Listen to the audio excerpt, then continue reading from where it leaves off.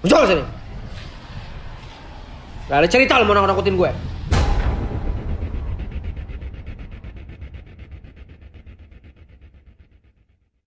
Jangan lupa subscribe. Kalau kalian lupa subscribe, Pipi Slim ketelan kuat kalian hadir. Bye.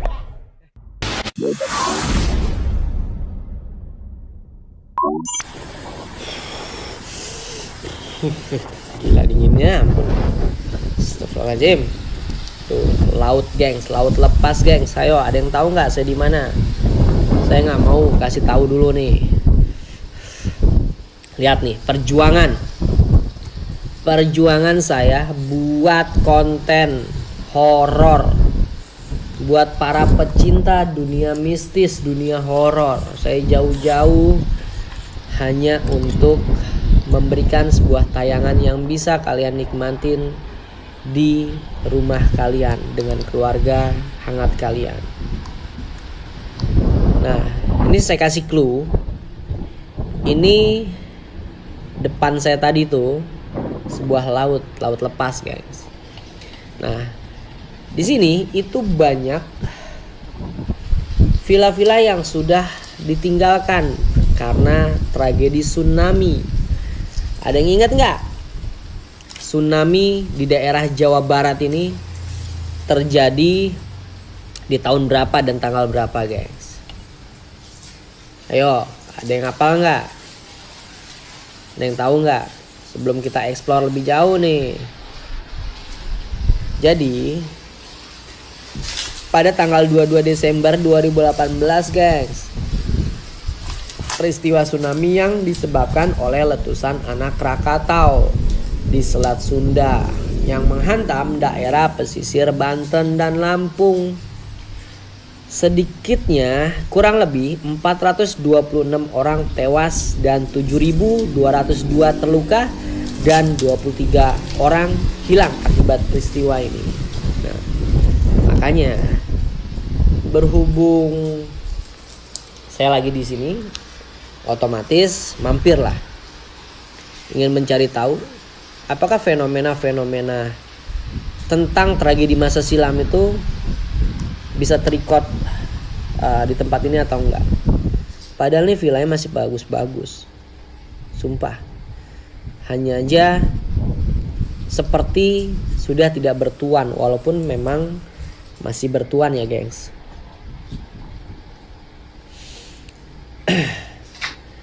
Nah, biasanya kalau ada kejadian-kejadian alam atau tragedi, itu jin paling senang untuk untuk mencoba mensiasati ketakutan kita, guys. Makanya seringkali kita dengar fenomena-fenomena suara, karena kita diarahin untuk menjadi takut terhadap bentuk yang dihasilkan oleh mereka. Nah, biasanya jin itu paling senang seperti itu, guys. Nah, kalau kita pernah mengenal atau pernah mendengar tentang energi astral, sebenarnya gila dingin banget. Sebenarnya energi astral itu adalah energi yang dihasilkan dari makhluk astral, guys. Benda astral, dimensi astral, atau residu energi yang tersimpan di alam. Sedangkan residu itu energi sendiri yang dibagi menjadi 3 jenis. Dari masa lalu, dingin banget, kampret. Terus masa sekarang dan masa depan yang akan terjadi. Gila dingin loh, guys. Nah, biasanya energi tragedi, maksud saya tragedi masa lampau atau masa silam, itu biasanya saya mendengar suara, kayak ada suara jatuh, mungkin angin lah itu. Tragedi-tragedi yang terjadi di masa silam terkadang apabila ada sebuah tempat terus ditinggalkan begitu aja seolah-olah tidak bertuan, nah dimanfaatkan tuh sama makhluk astral. Bahkan bumi ini merekod satu kejadian yang memang mampu didengar oleh siapapun, apalagi kalau sampai melibatkan rasa takut, gengs. Karena rasa takut manusia itu kan naluri ya. Astagfirullahaladzim. Saya jauh dari pintu. Ini pintu kayak ditutup. Muncul sini. Gak ada cerita lo mau nakutin gue. Lo pikir gue takut?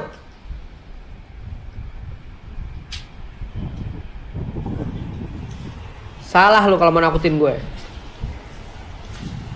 Jangan lo pikir gue masuk ke seorang diri di sini dengan datang sendiri, terus kalian bisa nakutin saya enak jidatnya. Gak pakai kalian.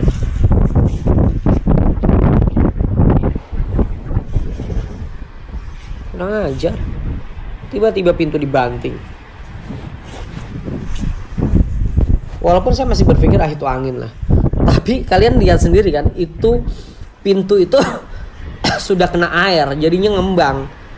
Nah nggak mungkin sampai berbunyi seperti itu kalau nggak ada yang menarik atau mendorong, guys. Tuh lihat, kalian saksikan tuh, laut lepas, guys. Karena biasanya laut selatan itu susah untuk diajak kompromi ya, maksudnya tidak bisa untuk kita berenang sebebas laut utara, karena biasanya laut utara seperti Ancol itu kan bisa berenang kita, dia tidak terlalu membahayakan. Kalau beda dengan laut selatan. Nah ini nggak hanya sebuah villa yang ada di sini, tapi banyak bekas rumah makan yang sudah hancur, sehingga membuat tempat ini menjadi cerita aja.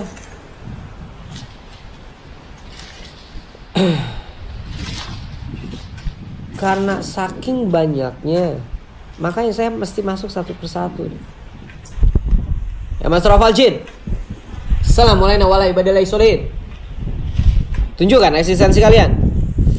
Astagfirullahaladzim, dinginnya.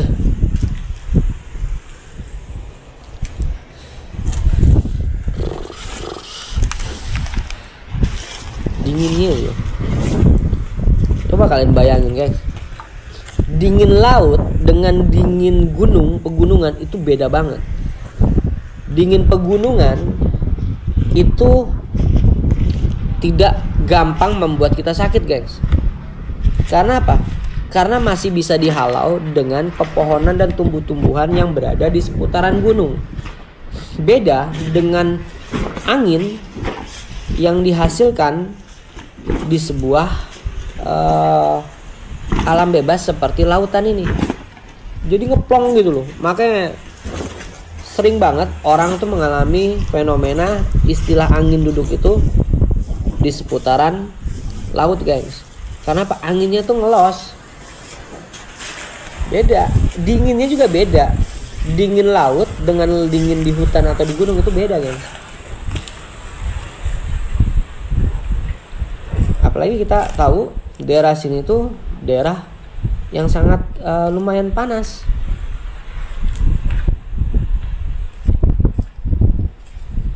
Tapi bukan itu yang akan kita cari. Karena saya melakukan penelusuran ini sebenarnya karena banyak yang meminta saya datang ke sini. Udah gitu saya baru ada kesempatan, itu pun saya datang sendiri nih. Nah 3 bulan lagi mau puasa kan, jadi kita coba masukin tempat ini, guys. Dan Dadang juga lagi pulang dia.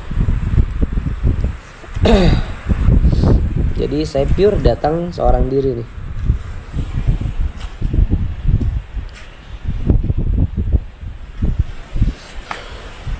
Dinginnya tuh dingin gak enak, gimana sih, kan? kayak gini deh, dingin AC sama dingin luar itu kan beda kan. Nah, dingin-dingin begini tuh yang bisa bikin orang masuk angin, meriang.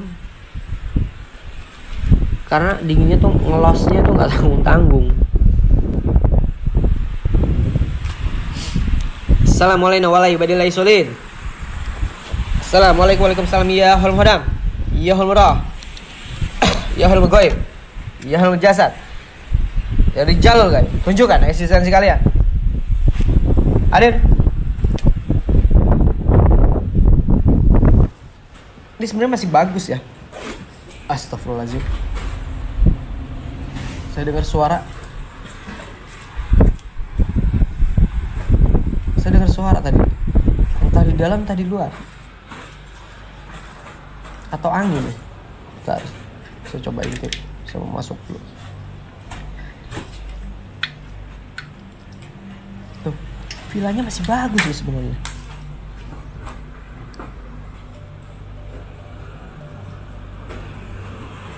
Sebenarnya di sini nggak ada apa-apa yang bisa ditemuin. Cuman tadi pada saat saya melintas di sampingnya itu kayak ada aktivitas suara. Kita coba masukin satu-satu.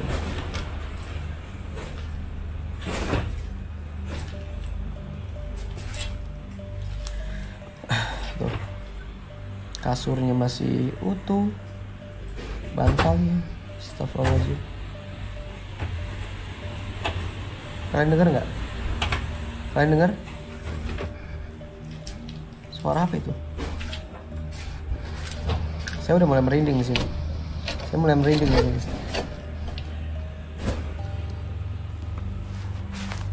Saya mulai merinding. Suara kucing. Halo, hei, siapa?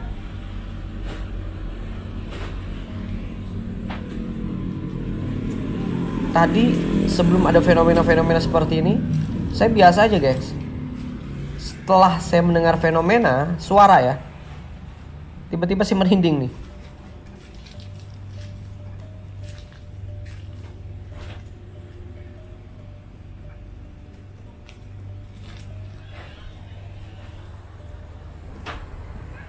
Saya dengar kayak hewan pengerat atau tikus, kucing juga saya dengar.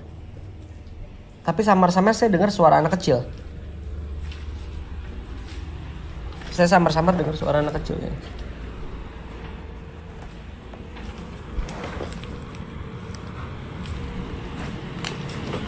Assalamualaikum waalaikumsalam ya hal hadam. Ya hal murah. Ya hal goib. Ya hal jasad. Ya Jalul hadir. Tunjukkan eksistensi kalian.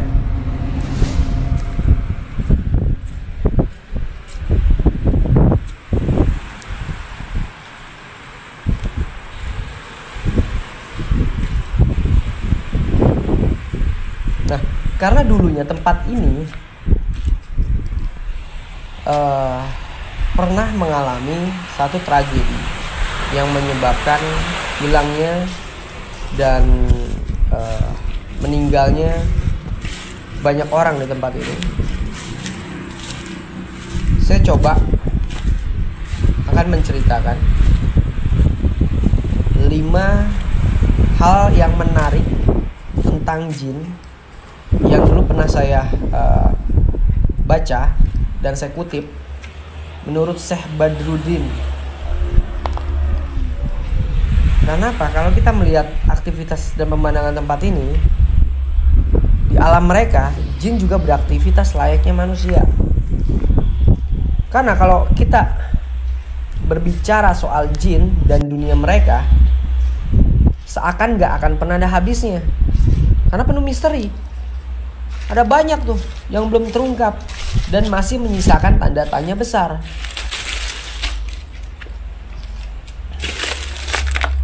Berbagai upaya di level akademik atau observasi yang langsung dilakukan tentang bangsa jin dan hakikat mereka. Makanya saya selalu mendatangi tempat ini. Nah, beda lagi nih. Syekh Badruddin bin Abdullah As-Sibli dalam kitabnya yang berjudul Ajaib wa Garaib al-Jin itu pernah menyampaikan fakta-fakta terkait bangsa jin. Karena 3 di antara fakta yang dibeberkan Syekh Badruddin tentang jin. 1 itu kapankah jin diciptakan. Nah, Syekh Badruddin itu pernah ngutip pendapat tokoh salaf. Di antaranya Abdullah bin Amr bin Al-As. Dia juga mengatakan Allah menciptakan jin 2000 tahun sebelum menciptakan Adam dan keturunannya. Nah, ini yang sering saya sampaikan tuh. Nah, jin didaulat, tinggal dan mengurus bumi, sedangkan para malaikat menghuni langit dengan kualitas iman dan amal soleh yang jauh di atas bangsa jin. Terus yang kedua, dari bahan apakah jin tercipta? Jika manusia tercipta dari saripati tanah, bangsa jin tercipta dari api neraka, guys. Nah, menurut Qadi Abdul Al-Jabbar, argumentasi atas fakta ini sangat tekstual. Karena apa? Ini merujuk antara lain di surat Al-Hijr ayat ke-27 sama surat Ar-Rahman ayat ke-15. Karena itulah tuh, fisik jin itu sangat halus sekali dan bahkan transparan, tidak kasat mata.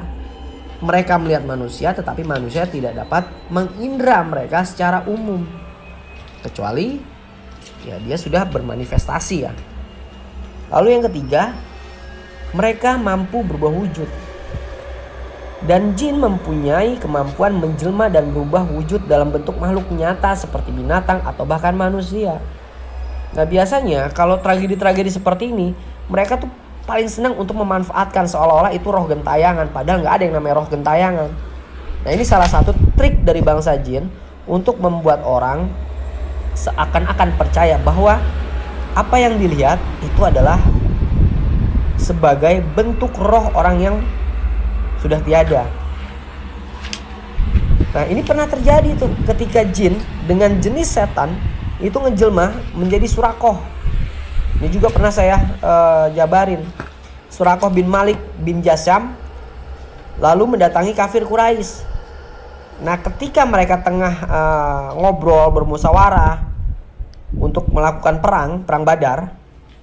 Nah, peristiwa tersebut itu diabadikan tuh dalam Al-Quran surat Al-Anfal ayat ke-48. Coba kalian cek. Nah, ketika setan menjadikan mereka memandang baik pekerjaan mereka dan mengatakan, "Nggak ada seorang pun manusia yang dapat menang terhadapmu pada hari ini. Dan sesungguhnya saya ini adalah pelindungmu," kata jin itu.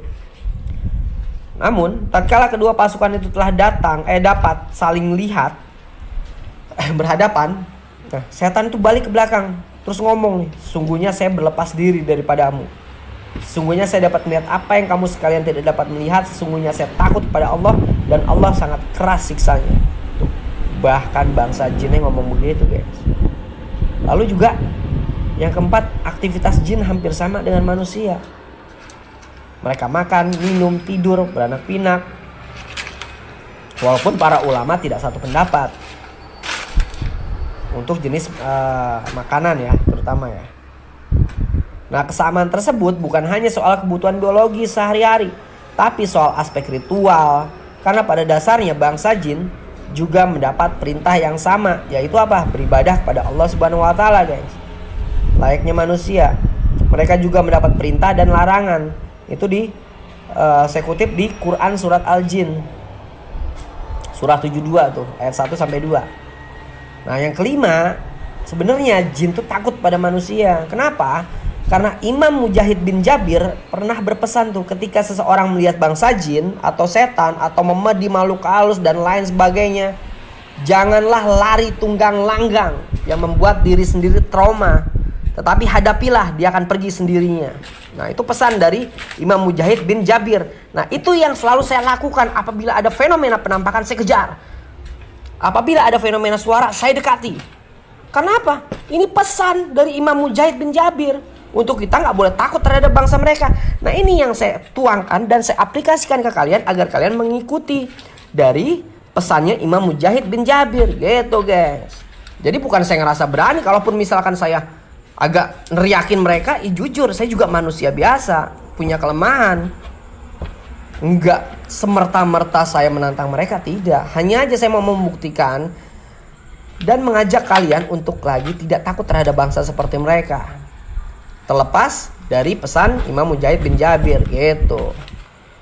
Ya wes, kalau gitu saya akan coba taruh trap cam, beberapa trap cam di sini biar siapa tahu kita mampu mendapat visualisasi visual dari bangsa-bangsa mereka ya, gengs. Makasih yang udah menyaksikan tapping malam ini. Jangan lupa subscribe, like, comment, and share. Tunjukkan eksistensi kalian. Hadir. Assalamualaikum warahmatullahi wabarakatuh. Ya.